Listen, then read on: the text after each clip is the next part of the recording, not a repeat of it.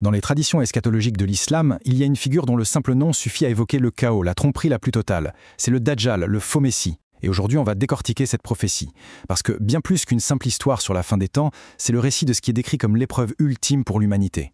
Alors, la question centrale, c'est qui est-il vraiment? Qu'est-ce que les textes nous disent au-delà du mythe? Eh bien, il est présenté comme un être doté d'un pouvoir de séduction si immense que sa venue constitue le test final, l'ultime défi lancé à la fois de chaque être humain sur Terre. Pour bien comprendre toute la portée de cette histoire, on va suivre le fil des événements. D'abord, on va se pencher sur la prophétie elle-même. Puis, on verra les signes qui annoncent son arrivée. Ensuite, comment le reconnaître, comment il va mettre le monde à l'épreuve, avant d'aborder le retour de Issa, Jésus, et enfin l'ère de paix qui s'ensuivra. Allez, on commence. La première chose à saisir, c'est que l'arrivée du Dajjal n'est pas un événement comme les autres. C'est décrit comme la plus grande fitna. Et ce mot, fitna, en arabe, c'est bien plus qu'une simple épreuve. Ça désigne une période de trouble, de chaos, une tentation si forte qu'elle est conçue pour ébranler la foi jusque dans ses fondations.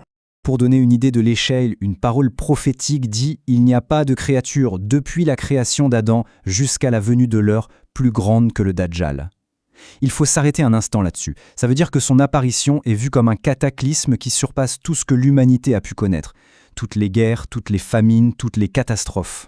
Évidemment, un événement d'une telle magnitude ne débarque pas de nulle part. La prophétie détaille toute une série de signes avant-coureurs, des présages de chaos qui indiquent que le monde est au bord du précipice.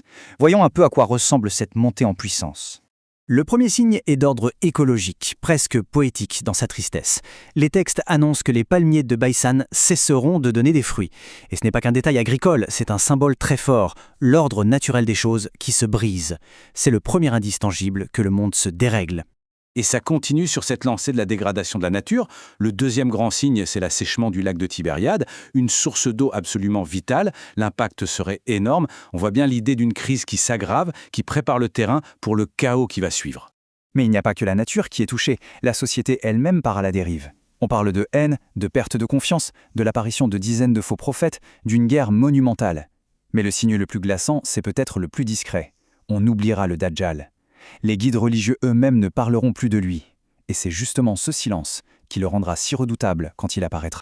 Le décor est planté, le monde est en plein chaos. Et c'est à ce moment-là que le Dajjal fait son entrée. Mais alors, à quoi ressemble-t-il? La prophétie donne des détails très précis pour qu'on puisse le démasquer. Tout commence avec son nom. Dajjal, en fait, ce n'est pas un nom propre, c'est un adjectif. Ça vient de la racine arabe dajala, qui veut dire mélanger, mentir, couvrir. En gros, toute sa nature de grand trompeur est déjà contenue dans ce seul mot. D'ailleurs, les spécialistes ont trouvé au moins 10 sens différents à ce mot, et tous tournent autour de l'idée de tromperie. Menteur, charlatan, ou encore une image très parlante, celui qui couvre, comme on couvrait un chameau de goudron pour cacher ses défauts. Chaque définition dessine le portrait d'un maître de l'illusion. Mais c'est là qu'arrive le paradoxe. Malgré sa puissance, le Dajjal porte sur lui les marques de son imperfection. La première est physique, il est borgne, avec un œil décrit comme un raisin flétri. La prophétie insiste bien. Votre Seigneur, lui, n'est pas borgne. Et la deuxième marque est encore plus claire. Le mot kafir, mécréant, sera inscrit sur son front. Un signe que tous les croyants pourront lire, qu'ils sachent lire l'arabe. Une fois qu'il est là et reconnu, le Dajjal lance son offensive. Son règne marque le début de la grande tribulation, une période conçue pour pousser la foi des gens dans ses derniers retranchements. Pour préparer le terrain, sa venue est précédée d'une terrible famine sur 3 ans. La première année, la nature retient 1/3 de ses bienfaits. La deuxième, 2/3. Et la troisième année, c'est la catastrophe totale. Plus rien ne pousse, plus une goutte de pluie. C'est dans ce climat de désespoir absolu qu'il va apparaître, en se présentant comme le sauveur. Et sa méthode, c'est l'inversion. C'est sa grande spécialité. Il arrive avec ce qui ressemble à un paradis, mais qui est en réalité un enfer. Il propose une rivière d'eau fraîche, qui est en fait du feu.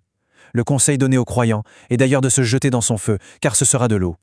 Tout son pouvoir repose là-dessus, faire passer le faux pour le vrai. Et au milieu de ce chaos, on trouve une histoire de courage incroyable.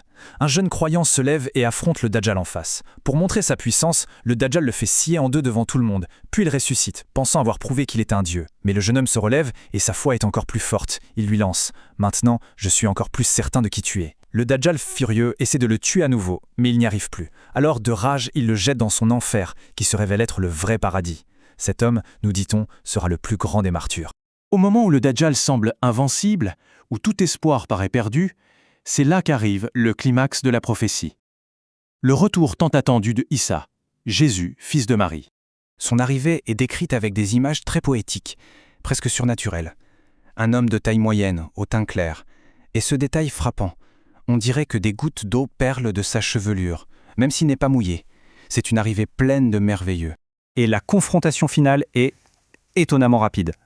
À la seconde où le Dajjal le voit, tout son pouvoir s'effondre. Il commence littéralement à fondre comme du sel qu'on jette dans l'eau, complètement impuissant face à la vérité incarnée.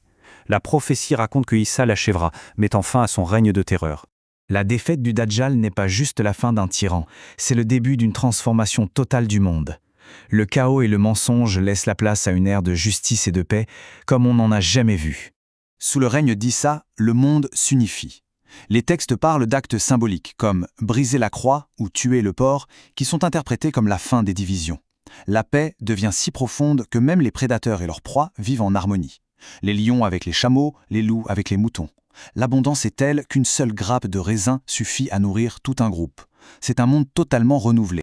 Cette utopie, cette ère de paix et de justice, est censée durer 40 ans. À l'issue de cette période, Issa mourra de mort naturelle et les croyants prieront pour lui avant de l'enterrer. Son rôle sur Terre sera alors accompli. Et tout ce récit nous laisse avec une dernière question, peut-être la plus importante. Au-delà du spectacle de la fin des temps, que nous dit cette histoire sur ce que c'est que de croire ? Face à la tromperie absolue, quand le bien ressemble au mal et le mal au bien, sur quoi peut-on s'appuyer ? C'est sans doute ça le véritable cœur de cette prophétie.